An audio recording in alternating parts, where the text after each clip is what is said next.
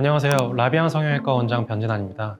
일반적으로 윤곽수술 중에서도 특히 사각턱 수술은 위험할 수 있다는 얘기를 듣고 수술에 대해서 걱정하시는 분들이 많아서 이번 시간에는 사각턱 수술이 정말로 위험한 수술일까에 대해서 말씀드리고자 합니다. 수술을 계획하시는 분들이 가장 걱정하실 만한 부분들을 우선 질문 형태로 답해보겠습니다. 전혀 무관한 얘기라고 할 수는 없는데요. 실제로 사각턱 수술 시에 가장 유의해야 하는 부분이긴 합니다. 사각턱을 이루고 있는 이 턱뼈의 이 각부와 체부, 주변을 지나가는 혈관들이 있습니다. 그 중에서 이제 가장 흔히 조심해야 되는 혈관은 요 귀 아래턱 부분을 이루고 있는 턱뼈 가지 뒤쪽으로 지나가는 아래턱 뒤정맥입니다. 이 혈관의 경우에는 박리시 또는 톱에 의해서 이제 손상을 입게 되면은 이거 혈관을 이제 직접 보면서 혈관 결차를 하기에 좀 까다로운 위치에 있고, 그리고 이제 스멀스멀 피가 계속적으로 이제 차오르는 형태로 출혈이 일어나므로 손상 여부를 한눈에 알아차리기 힘든 경우도 있어서 이럴 경우에 이제 예방적으로 피주머니를 넣는 경우도 있습니다.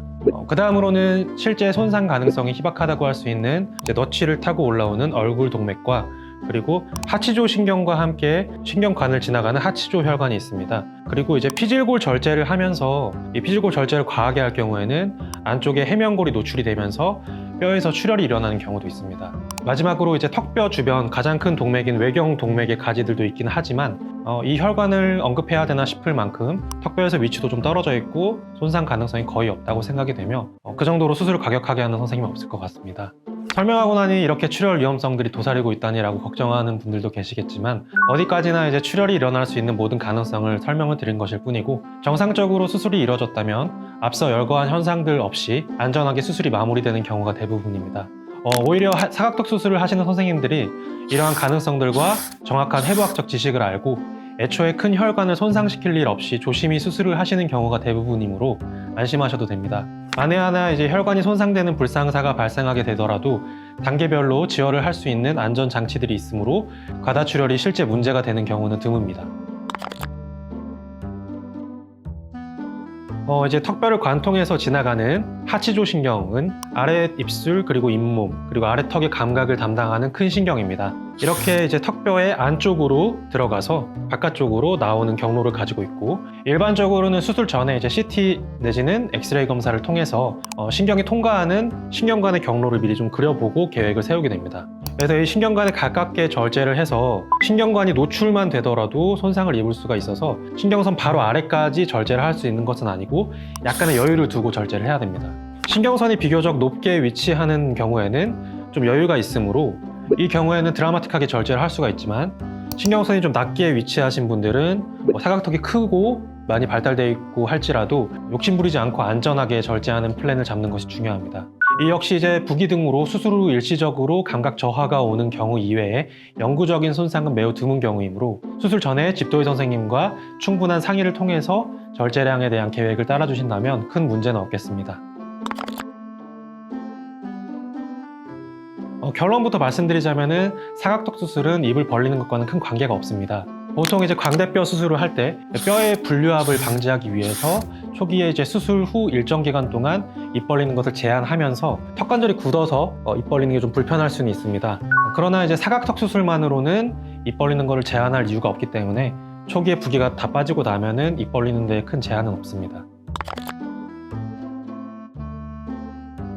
한번 잘라낸 뼈는 이제 보관하거나 이어붙이지 않으므로 어느 정도는 맞는 말입니다. 첫 수술에서 모양을 매끈하게 다듬어내지 않으면 2차 각이나 개턱 현상 그리고 체부의 패임 등이 생기게 되는데, 이 부분은 사실 이제 집도의의 실력에 따라 좌우되는 부분도 있습니다.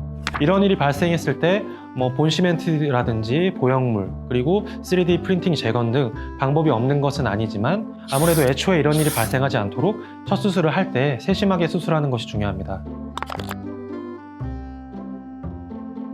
사실 이제 뼈를 깎는 고통이라는 표현은 좀 잘못된 표현입니다. 뼈라는 조직은 일반적으로 감각을 느끼는 신경의 지배를 받지 않습니다. 우리가 이제 손톱이나 발톱을 깎는다고 해서 그 자체로 통증을 느끼지는 않죠. 뼈도 비슷합니다. 윤곽 수술 자체가 통증이 심한 수술이라기보다는 보통 수술 후에 느끼는 통증은 수술 후에 부기로 인해서 연조직이 눌려서 생기는 것이고, 이 통증은 진통제로 조절되지 않을 정도로 못 견디는 통증은 아니니 너무 걱정하지 않으셔도 됩니다. 윤곽 수술은 보통 전신 마취하에서 이루어집니다. 아주 드물게 간혹 윤곽 수술을 받다가 마취 사고가 일어났다는 기사를 접하게 되면은 윤곽 수술이 정말 위험한 수술이구나 이렇게 걱정하시게 됩니다. 이에 대해서 정확히 말씀드리면 윤곽 수술이 위험하다거나 전신 마취가 위험한 것이라기보다는 윤곽 수술을 수면 마취로 하는 것이 위험한 것입니다.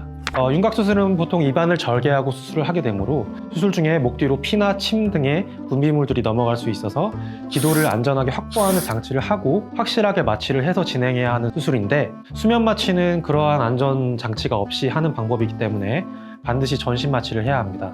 전신 마취는 숙련된 마취과 선생님께서 안전 장치를 충분히 하고 마취를 해주시고, 그리고 수술 중에서 곁에서 상주해 주시는 마취이므로 굉장히 안전한 마취 방법입니다.